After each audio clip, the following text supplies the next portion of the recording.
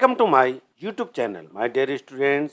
आज हम इस वीडियो में class 8 chapter 3 understanding quadrilateral exercise 3.3 का क्वेश्चन 5 सॉल्व करेंगे और ये न्यू एनसीईआरटी बुक से लिया गया है। Let's begin. क्वेश्चन 5 है हमारे सामने। The measures of to adjacent angles of a parallelogram are in the ratio 3:2. Find the measure of each of the angles of the parallelogram. My dear students, हमें यहाँ पर दिया गया है two adjacent angles of parallelogram. Parallelogram के two adjacent angle के जो major दे रखा है रेशियो में दे रखा है 3:2 रेशियो यहाँ पर दे रखा है। तो मैंने यहाँ पर एक डायग्राम बनाया है। इसका सबसे पहले मैं एंगल्स के नाम दे देता हूँ, ए बी सी और ये एंगल का नाम दे दिया है। अब एडजेसेंट एंगल्स क्या होता है? पास के, जैसे डी और ए ये दोनों पास वाले पास हैं, ये एडजेसेंट एंगल्स होते हैं। A B B C B और डी सी बी, ये जो दोनों है ये एडजेसेंट एंगल्स होते हैं। हमें सभी जो एंगल्स है उसका मेजर्स फाइंड करना है। तो हमें फाइंड करने के लिए हम देखो यहाँ पर इसको ए, जो एंगल ए है उसको हम ले लेते हैं, ये बड़ा वाला है तो हम इसका 3 रेशियो ले लेते हैं, 3 ले लेते हैं या 3। और ये जो छोटा वाला है ये बी एंगल, उसको हम 2 ले लेते हैं, ये 2 हो गया। ये होता है 3 टाइम्स और ये हो गया 2 टाइम्स। 3 टाइम्स यानी हम ये जो भी एंगल्स हम इसको लेट करेंगे उसमें 3 से इसको मल्टीप्लाई कर देंगे और यहाँ पर 2 से मल्टीप्लाई कर देंगे तो वो 3 टाइम हो जाएगा, ये 2 टाइम हो जाएगा। तो हम यहाँ पर ले लेते हैं, यहाँ पर ये x ले लेते हैं, x मान लेते हैं इधर। तो 3 को हम x से मल्टीप्लाई कर लेंगे और 2 को x से मल्टीप्लाई करेंगे। तो इसको स्टार्ट करने के लिए हम यहाँ पर लिख लेते हैं, लेट कर लेते हैं, यहाँ लिख लेते हैं लेट। तो मैंने यहाँ पर लिख लिया है, let the two adjacent angles of a parallelogram be 3x and 2x। तो 3x और 2x मैंने यहाँ पर लेट कर लिया है। अब यहाँ पर देखो a और b, यहाँ जो एडजेसेंट एंगल होता है इसकी जो ये प्रॉपर्टी होती है, जो एडजेसेंट एंगल्स होता है उसका जो सम होता है 180 डिग्री होता है। तो angle A plus angle B, ये बी हो गया, इक्वल टू 180 डिग्री हो गया, यानी इसका सम 180 डिग्री होता है। ये एंगल बनेगा तो ये जो दो एंगल होगा इसका जो सम होगा 180 डिग्री होगा। तो एंगल ए हमने अभी यहाँ देखा 3x ले लेते हैं। एंगल ए क्या है हमारे पास 3x, ये 3x हो गया, प्लस का प्लस हो गया। एंगल बी है 2x, ये 2x हो गया, इक्वल टू 180 डिग्री, 180 डिग्री हो गया। अब ये दोनों को हम प्लस कर लेते हैं, इसको ऐड कर लेते हैं, 3 और 2 5 होता था, 5x हो गया, इक्वल टू 180 डिग्री। हम x की वैल्यू निकालेंगे तो x हम एस इट इज यहाँ लिख लेते हैं, x इक्वल टू 180 डिग्री। ये 5x से मल्टीप्लाई हो रहा, राइट हैंड साइड लाएंगे तो ये डिवाइड में हो जाएगा, ये डिवाइड में हो जाता है।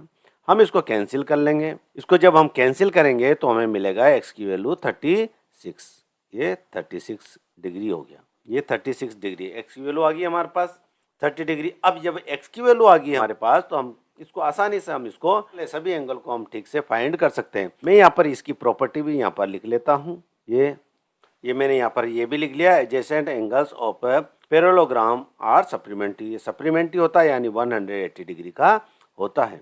अब हम आगे चलते हैं, एंगल ए फाइंड करेंगे। हम यहाँ पर देख लेते हैं, हम एंगल ए, ये एंगल ए है, एंगल ए इक्वल है किसके 3x के, ये 3x के इक्वल है, ये 3x इक्वल टू, अब यहाँ पर देखो ये जो 3 है x की वैल्यू अभी हमने फाइंड करा था 36, तो हम यहाँ पर लिख लेते हैं 36, ये 36 डिग्री हो गया।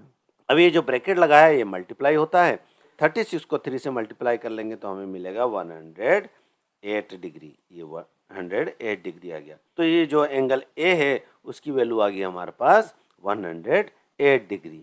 अब बी को ले लेते हैं हम, एंगल बी, ये एंगल बी इक्वल हुआ है 2x के, तो 2x किसके इक्वल हो गया अभी हमारे पास, यहाँ पर 2 लिख लिए।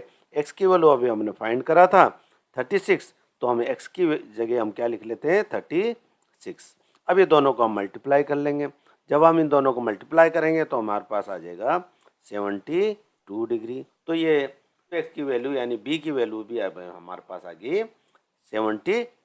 तो ये एंगल भी हमने फाइंड कर लिया और ये एंगल भी हमने फाइंड कर लिया है। अब हम फाइंड करने वाले हैं ये दो जो एंगल्स है, ये डी और सी, ये दोनों भी हम फाइंड करेंगे। तो ये दोनों एंगल्स को फाइंड करने के लिए कि हमने पैरेललोग्राम की जो प्रॉपर्टी होती है, वो जो ऑपोजिट जो एंगल्स होते हैं वो इक्वल होते हैं। तो देखो यहाँ पर जो सी है, एंगल सी हम फाइंड कर रहे हैं, तो एंगल सी किसके इक्वल होगा? एंगल ए के। तो एंगल ए के इक्वल होगा। इक्वल टू, तो एंगल ए किसके इक्वल है? एंगल ए हमने फाइंड करा है, वो आया 108 डिग्री। ये 108 डिग्री एंगल ए 108 डिग्री का है, तो एंगल सी भी 108 डिग्री का होगा। ये 108 डिग्री का, इस तरह से। अब हम फाइंड करने वाले हैं एंगल डी। तो एंगल डी फाइंड करने के लिए हम यहाँ लिख लेते हैं एंगल डी इक्वल हुआ वो एंगल बी के। तो एंगल बी के इक्वल होगा, क्योंकि पैरेललोग्राम के जो ऑपोजिट एंगल्स होते हैं वो इक्वल होते हैं। तो ये इक्वल हो गया हमारा एंगल बी। तो एंगल बी हमें पता है वो है 72, अभी हमने फाइंड करा, ये 72 डिग्री का हो गया, ये 72 का। इसका मतलब ये हुआ कि ये जो एंगल डी है वो भी क्या है? 72 डिग्री का हो गया, ये 72, क्योंकि ये ऑपोजिट एंगल है, 72 का हो गया। यहाँ पर लिख लेते हैं, ये मैंने यहाँ लिख लिया, opposite angles of a parallelogram are equal. ये जो पैरेललोग्राम का ये साइन होता है, इसलिए मैंने ये साइन लिखा है। इसी तरह से हमने इसके चारों जो एंगल्स है वो फाइंड कर लिया है, और इसमें यही पूछा था कि find the measure of each of the angles of the parallelogram, और हमने ये फाइंड कर लिया है। और इसी के साथ ये जो क्वेश्चन 5th है कंप्लीट होता है। Thank you very much for watching.